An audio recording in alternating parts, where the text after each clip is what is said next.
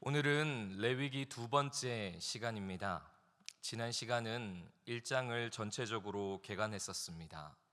레위기가 모세오경 5권 중에 중심에 놓여 있다라는 것, 그리고 유대인들이 어린 자녀에게 가장 먼저 가르치는 성경이 레위기라는 것을 통해 이 성경의 중요성을 말씀드렸습니다. 그리고 레위기는 이 처음 부분과 출애굽기 마지막 부분을 연결하면서 성막이 완성되고 하나님이 그곳 가운데 임재하셔서 아직 그곳에 들어오지 못하고 있는 모세를 부르시는 장면으로 시작되고 있다는 것도 살펴보았습니다.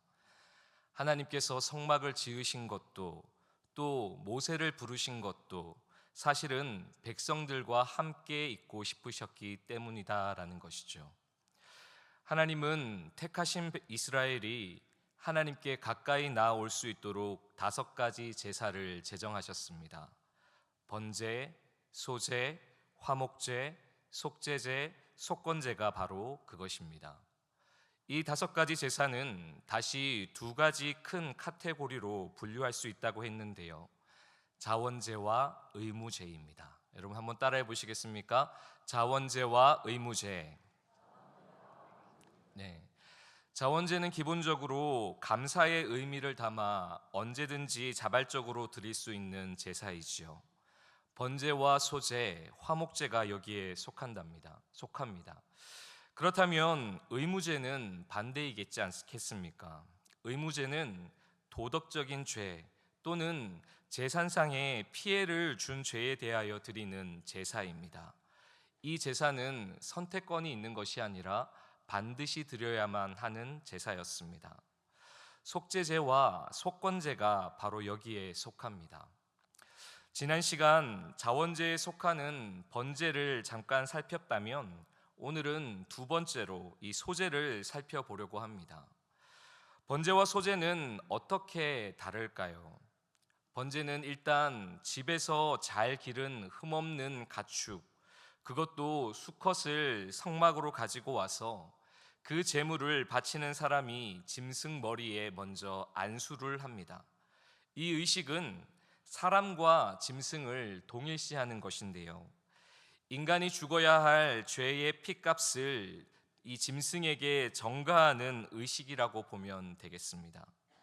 그렇게 형편에 따라 송아지, 양 혹은 염소, 그리고 비둘기를 잡은 다음 이 제사장들은 그 짐승에게서 나온 피를 제단에 뿌립니다. 그리고 그 죽은 짐승의 가죽을 벗기고 각을 뜬 다음에 이 내장까지도 전부 태우는 제사가 바로 번제입니다. 그렇게 제단에 드려진 예물은 여호와께 향기로운 예물이 되어서 하나님을 기쁘시게 한다라고 지난 시간 살펴보았죠. 그런데 이어지는 오늘 2장 말씀을 보면 소제는 번제와 확실히 다르다는 느낌을 받습니다. 여러분 2장 1절과 2절 말씀을 같이 한번 읽어볼까요? 2장 1절과 2절 말씀 같이 읽겠습니다. 시작.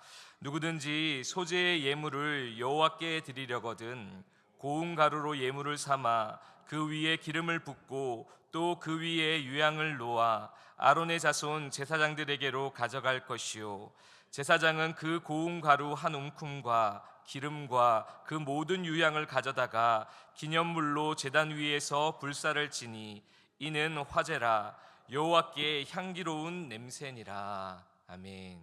여러분 방금 읽은 이 1, 2절 말씀을 읽으면서 어떤 단어가 좀 눈에 들어오십니까? 번제와 비교했을 때 말이죠. 네, 고운 가루가 좀 먼저 눈에 들어오지 않습니까? 확연히 차이가 납니다. 번제는 짐승을 잡아 피를 뿌리고 제단에 모두 태웠다면 이 소제는 짐승이 아니라 곡물로 드리는 제사이기 때문입니다. 만약 여러분들이 구약 시대로 돌아가서 이 번제와 소제 이 둘 중에 한 가지 방법으로 제사를 드릴 수 있다라면 그 둘 중에 선택을 해야 한다라면 여러분들은 번제와 소제 가운데 어떤 제사를 드리시겠습니까? 왜 소제를 드리시려고 하시죠? 네? 왜 번제가 있고 소제가 있는데 굳이 소제를 택하십니까? 저도 그럴 걸 예상해서 여쭤보는 건데요. 아마도 대부분의 사람들은 소재를 택할 것 같습니다.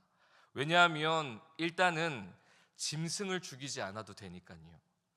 피를 보지 않아도 되니까요. 그러나 여러분, 기본적으로 이 번제와 소제를 동일선상에 놓지는 않습니다. 소제는 대부분 따로 드려지기보다는 다른 동물 제사와 함께 드려지는 경우가 더 많았습니다. 번제를 안 드렸는데 소제만 별도로 드리는 일은 거의 없었다라는 것이죠. 그렇다면 소제는 이 짐승 제사에 곁들여지는 1+1과 같은 기능만 했을까? 여러분, 꼭 그렇지는 않습니다. 우선은 2장 14절과 15절 말씀을 한번 볼까요, 여러분? 2장 레위기 2장 14절과 15절입니다. 같이 읽겠습니다. 시작. 너는 첫 이삭의 소제를 여호와께 드리거든 첫 이삭을 볶아 찌은 것으로 내 소제를 삼되 그 위에 기름을 붓고 그 위에 유향을 더할지니 이는 소제니라. 여러분, 여기에서 말하는 첫 이삭은 보리의 첫 결실을 의미합니다. 제가 어릴 때 이 시골에 있을 때는 성도님들 중에 꼭 그런 분들이 있었습니다. 배추가 되었건 쌀이 되었건 또 무가 되었건 첫 수확물을 꼭 하나님께로 가져가 와서 이 아랫 강대상 옆에 가지런히 쌓아둔 적이 있었거든요. 누가 어떤 권사님이 집사님이 가져왔다 그러면 밖에 나가가지고 토요일쯤이겠죠. 토요일 날 그 막 가져온 것을 이 예배당 안으로 들고 와서 아랫 강대상 옆에 가지런히 제가 쌓아놨던 기억들이 있습니다. 아직도 그런 교회들이 덜어 있는 줄로 아는데요. 소제가 마치 그런 기능을 했다라는 것입니다. 그리고 여러분, 레위기 5장에 나오는 속죄제를 한번 보십시오. 제가 말씀을 준비했는데 자막을 5장 11절과 12절 말씀 같이 한번 읽어보겠습니다. 레위기 5장 11절과 12절 말씀 시작.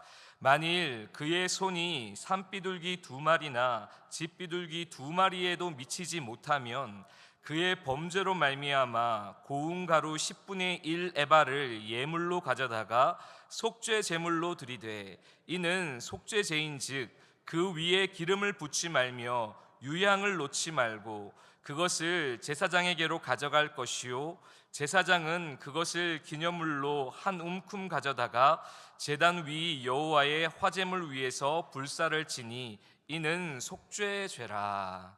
아멘. 여러분, 하나님께서는 이 비둘기조차 준비할 수 없는 백성들의 죄의 문제를 해결하기 위해 소제만으로도 그 기능을 대체할 수 있도록 문을 열어주셨습니다. 이렇게만 보면 이 소제가 결코 해도 그만 안 해도 그만인 제사가 아니라는 것을 우리는 확인할 수 있습니다. 하나님께서 예물을 받으실 때 흠이 있는지 없는지를 살피신다라고 했지 않습니까?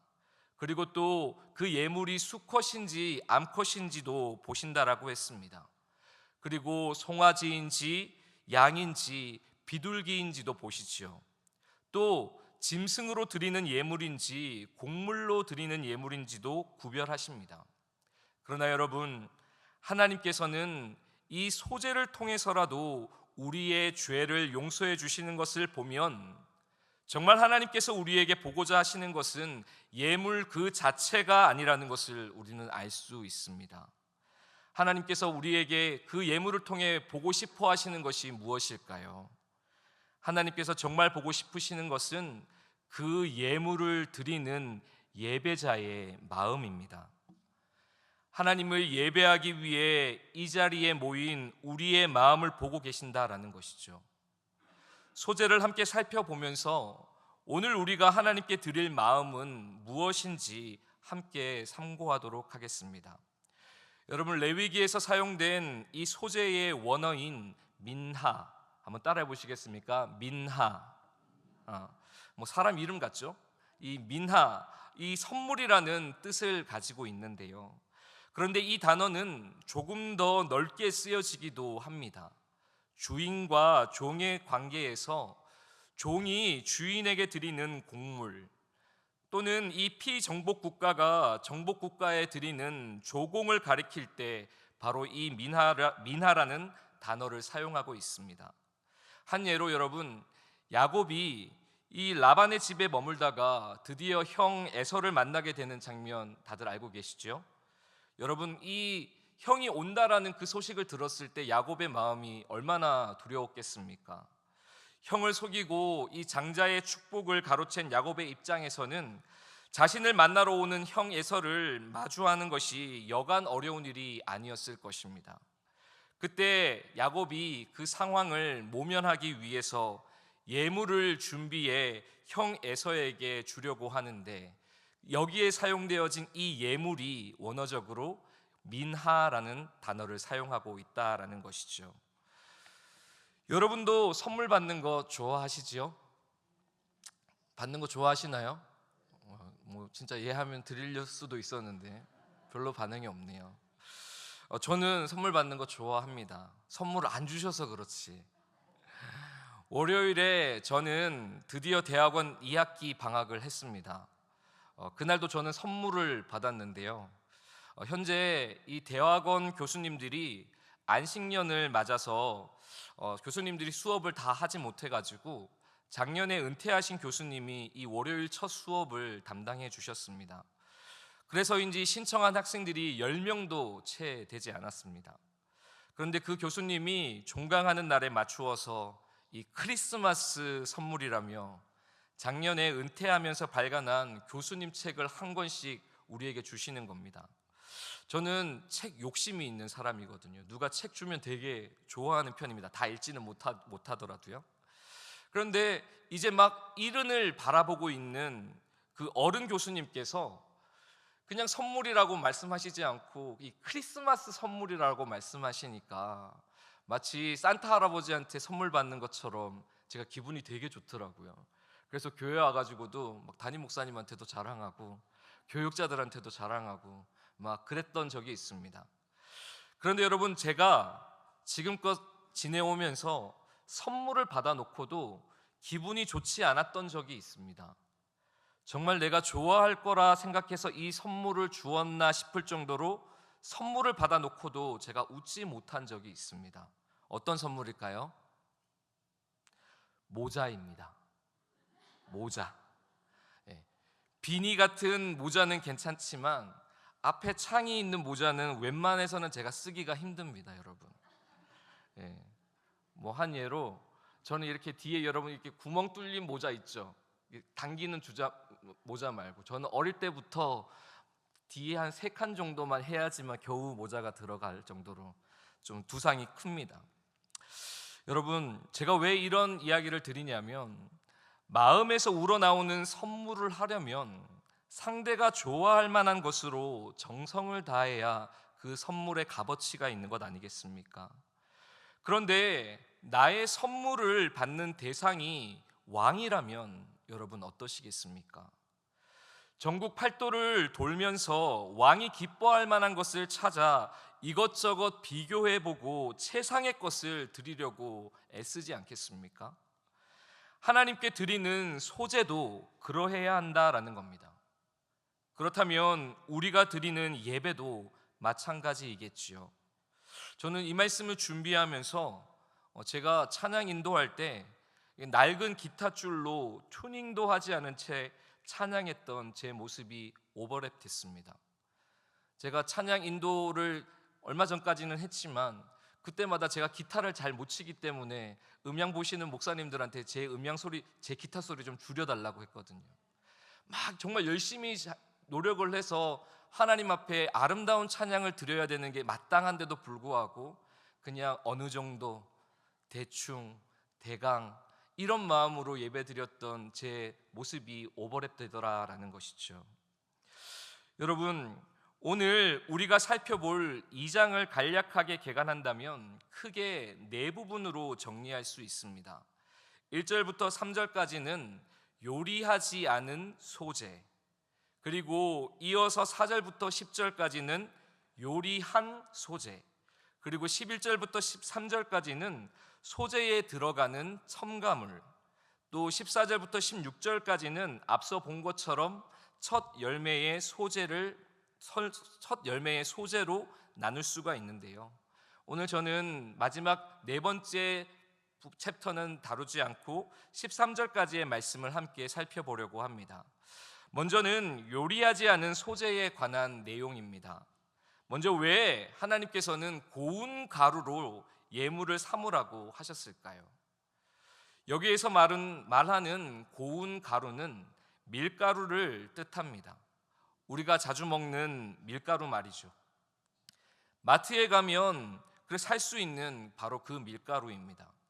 제가 이 고운 가루라 그래서, 이 밀가루라 그래서 도대체 이 밀가루는 어떻게 만들어지나 싶어가지고 유튜브에 한번 들어갔더니 곰표 무슨 밀가루 이렇게 만드는 과정이 이렇게 동영상에 있더라고요. 그 영상을 찾아보니까 이 자동화 시스템으로 운영이 되긴 되어도 시중에 판매하고 있는 이 밀가루를 얻기까지 그 과정이 단순하지 않았습니다. 보통 아직 빠지 않은 그 밀을 원맥이라고 말하는데요. 구약 시대에 이 원맥을 고운 가루로 만드는 일은 더더욱 쉬운 일이 아니었을 것입니다. 그만큼 가장 최상품의 고운 가루를 드리려면 제사를 드리는 사람의 많은 노력과 노동을 필요로 했다라는 것을 증명하는 것이죠. 그런데 그렇게 고운 가루만 드리지 않고 그 위에 무엇을 붓고 또 무엇을 부으라고 성경이 기록하고 있습니까, 여러분? 여러분 1장, 2장 1, 2절 한번 보십시오. 고운 가루 위에 먼저 무엇을 부으라고 말하죠? 기름을 붓고 그 위에 또 무엇을 부으라고 말합니까? 유향을 부으라고 말합니다. 왜 그 두 가지를 첨가하라고 성경은 말할까요? 소재에 사용되어진 기름은 최상품의 올리브유였습니다. 이 역시도 여러분 올리브 나무에서 추출된 기름을 사용했겠죠. 나무에서 액을 추출하는 거 여러분 본 적 있으십니까? 정말 한 방울 한 방울 정성스럽게 모아서 한 병을 채우게 되지 않습니까? 이 또한 고운 가루만큼 정성이 들어간 작업입니다. 그런데 그런 기름을 하나님께 드리라라는 것이죠. 여러분 이 기름은 성경에 많이 표현되고 있는데 이 성경에서 이 기름을 사용할 때 보통 쓰여질 때 기쁨과 즐거움을 상징합니다. 여러분 무엇을 상징한다라고요? 기쁨과 즐거움. 그런데 여러분 고운 가루 위에 붓는 기름, 그것이 기쁨과 즐거움을 상징한다면 그 이어지는 유향도 마찬가지입니다. 유향은요, 저도 잘 정확하게 몰라서 그 냄새를 정확하게 잘 맡아보지 못해서 이 유향에 대하여서 막 찾아보고 검색해 보았더니 이 아라비아 남부나 이 소말리아, 아프리카 연안에서 자라나는 나무에서 채취한 이 레몬 향과 비슷한 향이 나는 엑기스라고 이야기를 합니다. 염증이나 피부병, 해열과 이 신경질환 같은 질병을 다스리는 약재로도 사용되어졌는데요. 이 향료는 값이 비싸서 이 가난한 사람들은 쉽게 사용할 수 없었고 성막에 사용된 향품의 기본 재료이기도 했습니다. 그런 유향을 고운 가루에 넣는 이유는 이 유향 역시 기쁨과 즐거움의 상징이었기 때문이다라는 것이죠. 여러분 예수님께서 탄생하셨을 때 여러분 동방박사가 보배압을 열어서 예수님께 무엇을 드렸습니까? 네. 보통 우리 유황이라고도 하는 사람이 있죠. 황금과 유향과 몰약을 하나님께 드린 것만 보아도 이 구세주이신 그리스도께서 이 땅에 오신 것을 기뻐하며 드린 것을 우리가 엿볼 수가 있습니다. 종합해 본다면 이 고운 가루에 기름과 유향을 붓는 것은 이 소재가 기쁨과 즐거움의 제사라는 의미인 것입니다. 하나님께 선물을 드리는데 기뻐해야 되지 않겠습니까? 하나님께 선물을 드리는데 우리가 즐거워해야 되지 않겠습니까? 나의 마음을 받아주실 그 하나님을 생각하면서 우리는 마땅히 기뻐하고 즐거워해야 하지 않겠습니까? 이 기름과 유향이 기쁨과 즐거움을 상징하는 제사라는 것을 확인시켜 주는 부분이 성경에 또 있습니다. 그것은 여러분, 아내가 간음했을 때 드리는 기억의 소재에서 확인할 수 있는데요. 여러분, 민수기 5장 15절 말씀을 한번 읽어보도록 하겠습니다. 민수기 5장 15절 말씀을 같이 함께 읽겠습니다. 시작. 그의 아내를 데리고 제사장에게로 가서 그를 위하여 보리가루 10분의 1 에바를 헌물로 드리되 그것에 기름도 붓지 말고 유향도 두지 말라. 이는 의심의 소재요 죄악을 기억나게 하는 기억의 소재라. 여러분, 여기에서는 왜 기름과 유향을 붓지 말라고 하겠습니까? 기쁜 일입니까? 즐거운 일입니까? 오히려 속이 상하고 안타까운 지경에 놓여 있을 때 드리는 소재이기 때문에 여기에는 기름도 유향도 붓지 말라라고 말하는 겁니다. 사랑하는 성도 여러분, 우리의 예배가, 우리가 드리는 이 예배가 기름을 붓고 그 위에 유향을 부음으로 하나님을 기쁘시게 하고 또 하나님으로 인해 우리가 기뻐하는 예배가 되기를 소원합니다. 사실 여러분, 이런 예배가 제일 힘든 사람이 누구인지 아십니까? 기뻐하고 즐거워하는 예배를 드리는 게 제일 힘든 사람이 누구일까요? 저는 사역자들이라고 생각합니다. 교역자들을 비롯해서 주일 아침 일찍부터 늦은 오후까지 봉사하는 사역자들 말입니다. 교역자로서 일주일에 한 번 드리는 그 예배를 준비하면서 자칫 마음이 상할 수 있습니다. 이 예배를 일로 생각하는 순간 스트레스가 쌓이겠죠. 일주일에 한 번 1000여 명이 넘는 사람들이 함께 움직이는데 이 큰 항공모함 같은 이 교회를 움직이기 위해서 교역자들이 서로 고민도 하고 치열하게 싸우기도 하고 그러면서 일주일을 보냅니다. 그런데 전혀 그 마음에 하나님이 주시는 은혜가 없이 주일 예배를 맞이한다라고 한번 생각해 보십시오. 그 예배가 기쁠까요? 즐거울까요? 여러분, 예배를 드리면서도 다음 상황을 준비해야 하기 때문에 온전히 집중하는 것이 쉽지가 않습니다. 성도님들은 그럼 괜찮을까? 뜨거운 여름날 주차를 돕고 있는데 짜증을 내는 성도가 있으면 그렇게 해서 성도님들과 싸운다고 한번 생각해 보십시오. 예배당에 들어왔는데 에어컨은 또 안 돼요. 예배당에 앉았는데 분한 마음이 쉬 사라지지 않습니다. 이런 마음을 하나님께 선물로 드리고 싶은 사람이 어디 있겠습니까? 예배를 섬기는 자들은 주님을 기뻐하고 즐거워하는 마음을 다른 것들에 빼앗기지 않도록 해야 합니다. 그 섬김을 받는 사람 또한 마찬가지이겠지요. 나의 짜증 한 번이 예배하기 위해 모인 그 누군가의 기쁨과 즐거움을 빼앗는다면 그 사람은 한 주간을 어떻게 살아갈 수 있을까요? 우리의 마음에 기름을 붓고 유향을 부어서 주님을 기뻐하고 즐거워하는 예배를 드리는 저와 여러분들이 되시기를 예수님의 이름으로 축원합니다. 앞으로 다른 제사에서도 발견할 수 있겠지만 소제를 보면서 왜 이것은 이렇게 하시는지에 대한 궁금한 것이 또 있었습니다. 3절 말씀을 같이 한번 읽어볼까요? 2장 3절 말씀 같이 읽겠습니다. 시작. 그 소제물에 남은 것은 아론과 그의 자손에게 돌릴지니 화제물 중에 지극히 거룩한 것이니라. 여러분, 소제를 드리기 위해 고운 가루에 기름과 유향을 부어서 제사장에게 가져오면 제사장은 번제 때와는 다르게 전부 다 불에 태우지 않습니다.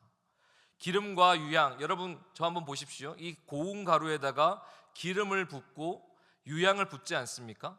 그런데 그걸 한 움큼 짓는다 그랬잖아요. 어떤 신학자들은 이걸 되게 디테일하게 설명했더라고요. 위에서부터 한 움큼을 집으면 어떻게 될까요? 손에 무엇이 묻겠죠? 기름과 유향과 고운 가루가 범벅이 되어서 이렇게 다 묻을 테니까 밑에서부터 이렇게 한 움큼을 퍼서 이것을 이 제단에 태웠을 것이다 라고 보더라고요.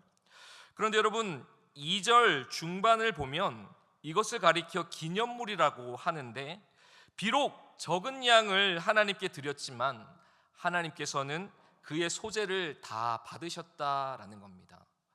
다만 남은 것은 어떻게 됩니까? 네, 제사장들의 몫으로 돌리라라고 말하죠. 앞으로 우리가 들어가게 될, 이 이스라엘 백성들이 들어가게 될 약속의 땅에서 제사장들이 누리게 될 기업은 없습니다. 하나님께서는 친히 제사장들의 기업이 되셔서 제사장들에게 필요한 것들을 이러한 방법으로 공급해 주시는 것이지요. 레위 지파 가운데 아론의 후손들에게서 제사장들이 나왔으니 아버지가 제사장이면 아들도 제사장이고, 아버지에게 기업이 없으니 아들이 물려받을 기업이 없는 것은 당연한 이치 아니겠습니까? 그래서 여러분, 의지할 곳이라고는 누구만 있겠습니까? 기업 되시는 하나님만 의지하도록 하나님께서는 이 제사장들을 그렇게 만드셨다라는 것이죠. 그러나 하나님께서는 그렇게 기업이 없는 제사장들에게 이런 소제물과 같은 다른 제사들을 통해서 하나님을 섬기는 자들의 배를 줄이지 않게 해주셨다라는 겁니다. 하나님께서 그냥 제사장들이 호의호식하도록 만들지 않았다라는 것이죠. 또 제사장들은 이 남은 소제물들을 배가 부르다고 마음대로 버리거나 제사장이 아닌 다른 이들에게 함부로 줄 수도 없었습니다. 하나님께서 제사장들에게 하사하신 것이나 다름없는 그 음식물을 아무렇게나 처치할 수 없었다라는 것이죠. 이 부분은 나중에 이 레위기 6장이나 10장에 나올 때 다시 한번 자세히 다루도록 하겠습니다.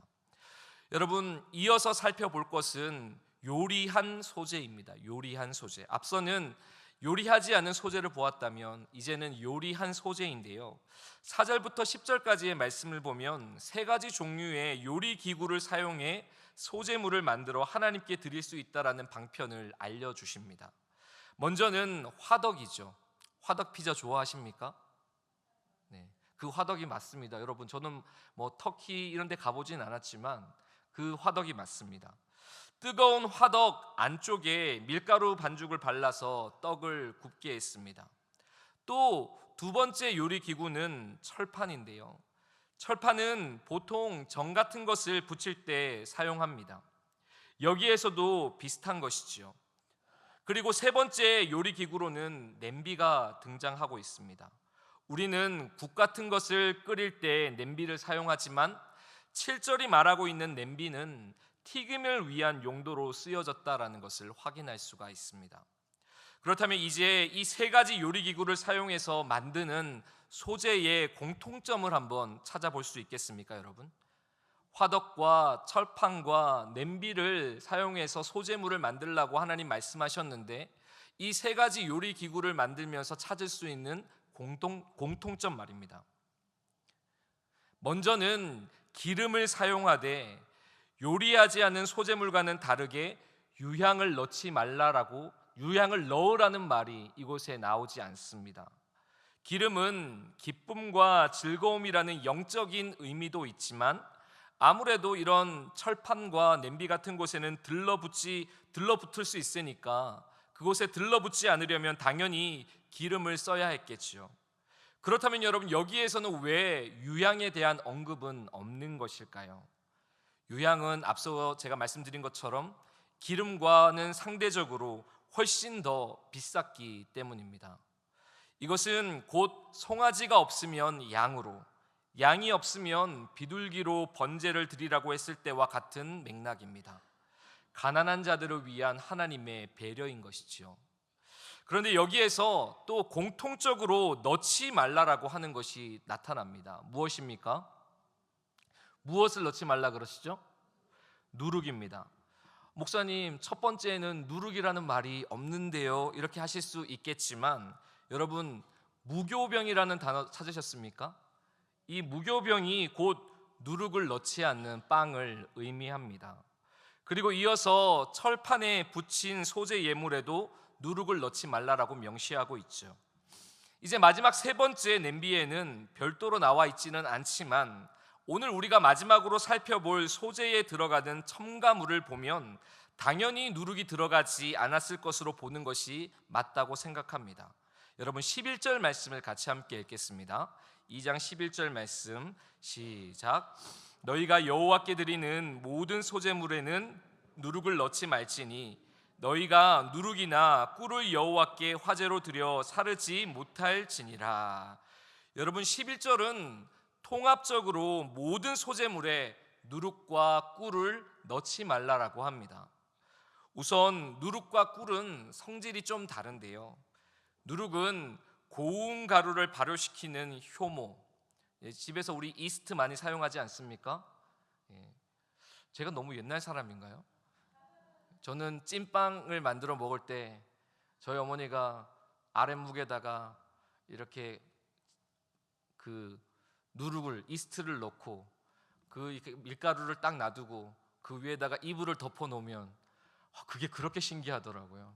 좀 시간 지나고 나면 이만큼 부풀어 있지 않습니까? 그 효모가 바로 여러분 누룩을 말하는 것이고, 여기에서 넣지 말라라고 하는 꿀은 벌꿀이나 과일 시럽을 말할 수 있는데, 많은 신학자들은 벌꿀이라기보다는 이 과일 꿀이었을 확률이 많다라고 이야기합니다. 왜 이 누룩과 꿀을 소재물에 넣지 말라라고 하나님 말씀하셨을까요? 그것은 누룩이 변질과 부패라는 부정적 변화를 상징하기 때문입니다. 변질과 부패를 상징한다라는 것이죠. 가끔 누룩처럼 번져가는 것에 대해서 긍정적으로 표현하기도 하지만, 마태복음 16장 6절에 예수님께서 어떻게 말씀하시는지를 한번 보십시오. 위에 앞에 나올 텐데 같이 한번 읽어볼까요? 시작. 예수께서 이르시되 바리새인과 사두개인들의 누룩을 주의하라. 예수님께서 왜 이 말씀을 하셨습니까?